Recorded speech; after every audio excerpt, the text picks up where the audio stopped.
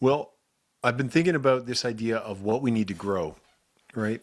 And I've been reflecting on a few of the conversations that we've been having recently with founders or people that are driving growth in their organization. And here are a couple of things that have been standing out to me. One is the irony of the blue ocean versus red ocean idea. So blue ocean meaning, you look out there and there's not a lot of boats and there's not a lot of competition and you're kind of sort of first to the party. Red ocean meaning it's like a bloodbath. Like there's a lot of fighting, there's a lot of like tension, whatever. Or like there's a lot of competition. And the funny thing with the blue ocean approach is that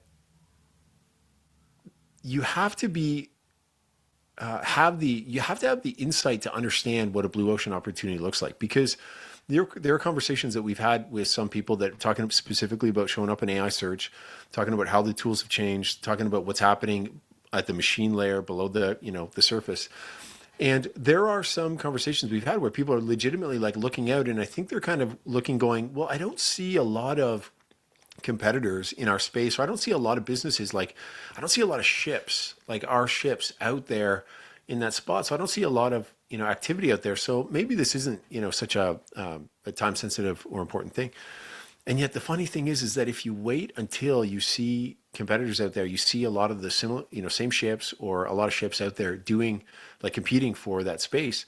You're no longer in a blue ocean opportunity. You're in a red ocean situation. So there is, that was one of the aha moments for me with specifically in this window, is realizing that right now there is such a unique opportunity for people that have the foresight to be able to kind of project hindsight and look and realize, hey, this window to be able to gain territory at the machine layer is right now. So, and a way to think about that is this, and this is kind of my second point, is we are I would suggest that thinking of humans first in the content creation era that we've just come out of, right? So video and posting and social media, whatever, is reversing that, so that we're actually thinking first at the machine layer, thinking, how does a machine need to understand? Now, what I'm not saying is, I'm not saying that we are thinking of how to solve machines' problems or we're forgetting about humans. I'm not. I'm saying most of the communication that happens online, whether it's a video or it's a case study or it's a bunch of slides or it's a VSL or it's like whatever your promotional webinar, brochure, content, drip, X posts, Facebook, whatever, all that stuff is primarily communication. And it's communication when it's in a business context, it's communication to help somebody solve a problem, even if it's entertainment. And so as we move to more and more of having the digital layer be automated, or have agents moving on our behalf, even to a point of us making final decisions for things. But as they're actually filtering through larger amounts of information, they're actually collapsing the amount of information that's needed and the amount of time that would be needed for a decision. All the way to the point of, like, to use an example, like picking a restaurant, to a point where in the not so near, future, it will be much more common for someone to be like, hey, we got date night coming up. What is your suggestion? Or could you just, give me a couple options of what you think that Sarah and I will want to do. And because I will have been able to train it, and it will understand a lot of the things that we like or don't like, et cetera. And it also has like an immediate understanding of all the new restaurants, all the current reviews, whatever. It can access that information to be able to see menu, et cetera. Its ability to suggest things based on day, based on, taste, whatever, price point, availability, whatever, and potentially even make those reservations. I'm for it. Now, that's not to say that I don't care about those restaurants or I don't care about those owners. No, I like to be able to get in there and experience the culture or have some opinions. I may want to say, hey, give me 3 examples, or, no, we're not interested in that. We're interested in this. And there would, of course, be some training of models, et cetera, to dial things and have it sort of right. But the layer of it, and that's at the, like, picking a spot to go to eat. Let's talk about the tender level, right? The contract level, where someone has like these really complex tenders that they're doing, where there's hundreds of pages of criteria and it's each weighed separately, and it's, it's quantified, and rightly so, to have things be fair and whatever. So that procurement process is going to become more and more processed at the agent level, right? And this is my third point, is kind of thinking about this outside of time and space, right? So if the first is like blue versus red ocean opportunities, and we're in a blue opportunity right now for however long that window is open. The second is thinking first in terms of the machine layer and thinking almost like, how do you retool? How do you 3D print? How do you refine the gears that your business operates on so that the teeth of your gears will work with the teeth of these other engines, so that as you're on the machine layer underneath the surface, as your gears are available and something comes by to move them, it will be able to speak that language. So thinking in a machine first way, but a machine first way with the goal of serving people to solve meaningful problems, to help people to be able to impact the world in a better way. But the third point that I would make is folding time and space.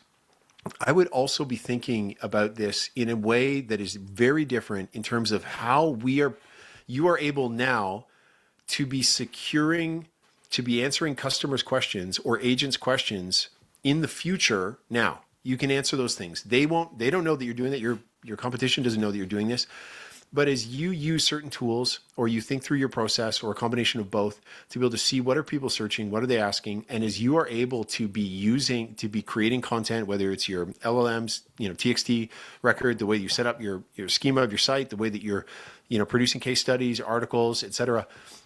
As you are able to be answering those questions in advance, you in essence are stepping out of time here and moving into a future state to be able to position yourself as one of the first recommendations that an AI is going to put there or an agent is going to, shortlist you for. Now, look at this from the tender standpoint, right? So large procurement projects. If you have a massive contract, a massive tender that's got hundreds of pages, maybe it's worth millions of dollars, hundreds of millions of dollars, huge contracts. If you are able to, in advance of that, take your tendering process of how you had bid on these things, and you are able to answer those questions in advance. You are able to speak the language of what that agent or that criteria has in advance under the hood. You're going through and basically qualifying yourself, setting yourself up so that an agent that is querying, looking to make sure to include you in an RFP, the request, or to even potentially shortlist you and be making a procurement officer's job better, being like, hey, I need 20 to be able to invite to this RFP. Give me the top 3, In a way, you're answering those questions outside of time and space of when they're needed. And so that's the thing that I don't think most people realize is they're still thinking in terms of this human first layer, whereas in reality, we have this much more advanced means of communicating. It's like a really technical version of Morse code, or like it's become a more technical way to be able to send messages where now you need to almost reverse engineer understanding what their problem is, how they're going to, either an agent is going to be looking for it or the person is going to be talking about it so that you're surfacing in those spaces. But those are the 3 things I would consider. I would consider right now is blue ocean. Don't wait for it to get red.